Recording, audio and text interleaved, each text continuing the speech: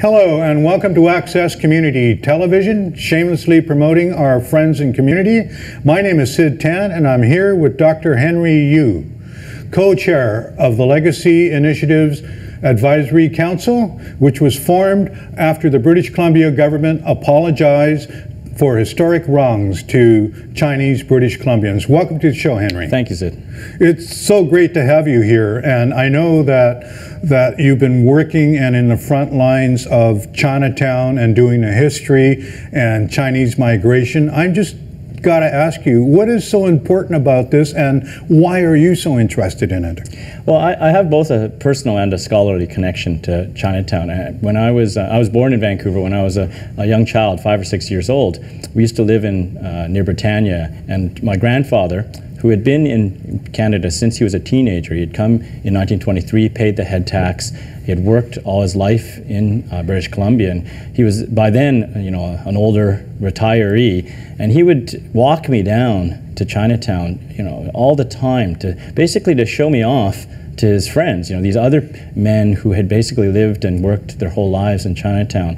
And so to me, it's a special place. He would take me to these old cafes like the BC Royal, and they would be so happy, these old men, to see me, because I think for many of them, because of the immigration exclusion, because of the head tax, they weren't able to bring families, they weren't able to kind of have grandkids. And so for my grandfather to be able to bring me and show them what it was to have a young child around, it was really special. And I've never forgotten it, and I've never forgotten those men. And that led me in many ways to be the scholar and the researcher that I am. I'm a historian, and I think one of the things that really interested me as I studied the sort of global migration patterns, trans-Pacific Asian migration, not just Chinese, but Japanese and others who came to North America, I think really what's been motivating me all these years personally has been to understand the stories of people like my grandfather, because he never told me, he was a very quiet man by the end of his life, he never told me the stories of what his life was like. And so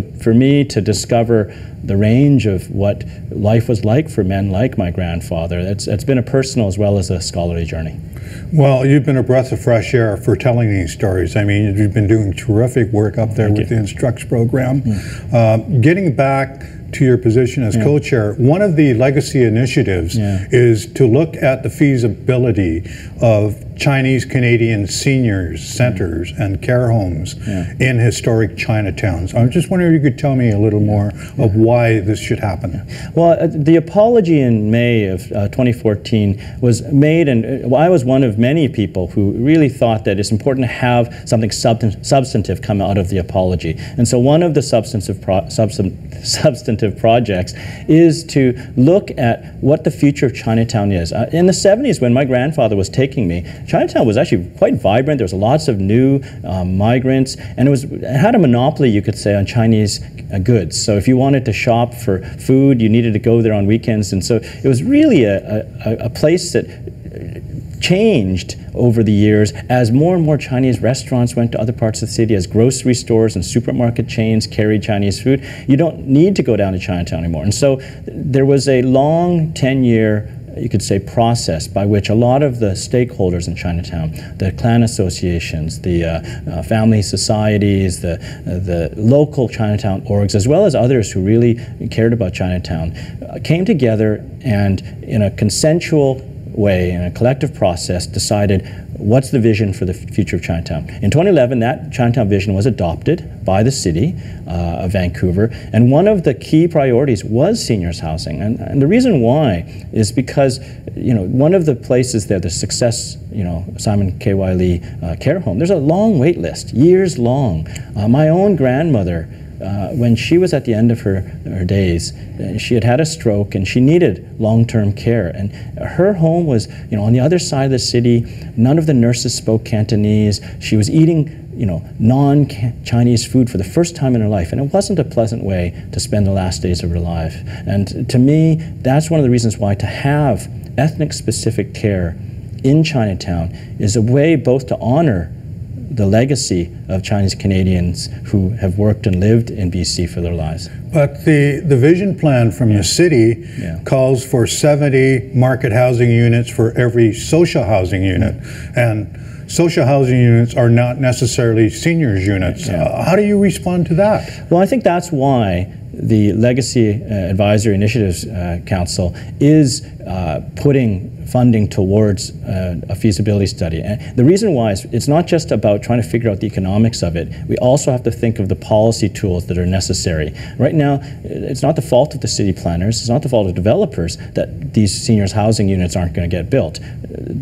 We need tools, we need formulas that sort of say, okay, if we're going to be building, market housing, how is that going to help us achieve the other public goods that we need? Things like income-assisted seniors housing, things like social housing. And that's why, to me, having the government, both the provincial government as well as the City of Vancouver, take a long, hard look at this, identify how they're going to implement what has already been identified by a decades-long collective process of what are our needs and priorities. And so this is really following through on promises already made. I was part of that. I wasn't the only one. There's lots of people who came together. We have to honor that. Chinese Canadian seniors housing. Who could be against that? This is what gets me, and yet we're having a lot of difficulty getting it done. What do you think is needed to give it a push? What catalyst? What would have to happen?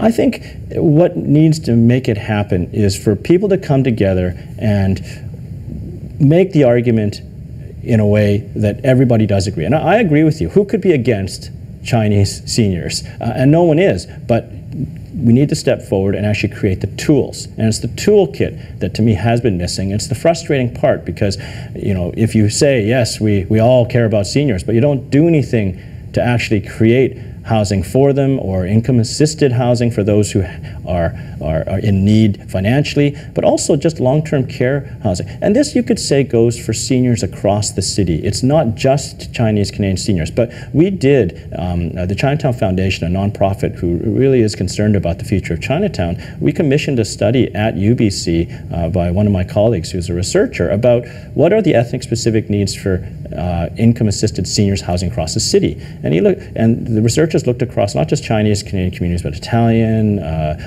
Hungarian, all the different ethnic groups. And the need for Chinese Canadian seniors, especially in terms of income-assisted care, was much higher than the rest. 3,300 spaces needed over the next decade. So we need to really address this issue. We're running out of time now, Henry. Thank you for being with us and clarifying some of these issues for us. For those of you that would like more information on this, a PhD candidate, city planner, has created a blog. The blog is melissafong.wordpress.com, which talks a lot about the issues, particularly with a site-specific called Kiefer Triangle, where we're looking to try and get more units of Chinese Canadian seniors housing. Thank you for watching Access Community Television, shamelessly promoting our friends and community. I've been here with Henry Yu. Thank you for being with us. Thank you, Sid. Until we meet again, straight shooting and tight edits. I'm Sid 10.